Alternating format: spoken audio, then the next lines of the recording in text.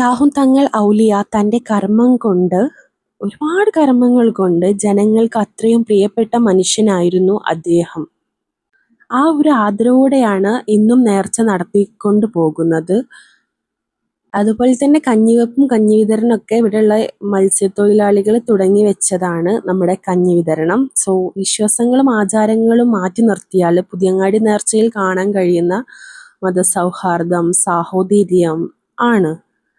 ആ വികാരത്തോടെ നമ്മൾ വിളമ്പുന്ന അത്രയും ആവി പറക്കുന്ന കഞ്ഞിക്കും അമ്മിക്കല്ലിൽ അരച്ച ചമ്മന്തിക്കും കുറച്ചധികം സ്വാദ് കൂടുതൽ തന്നെയാണെന്ന് പറയാം. അതുപോലെ തന്നെയാണ് ആയിരക്കണക്കിന് ആളുകളെ സാക്ഷിയാക്കിയിട്ടാണ് നമ്മുടെ പുതിയങ്ങാടി നേർച്ചയ്ക്ക് കൊടിയേറ്റം നടത്തുന്നത്.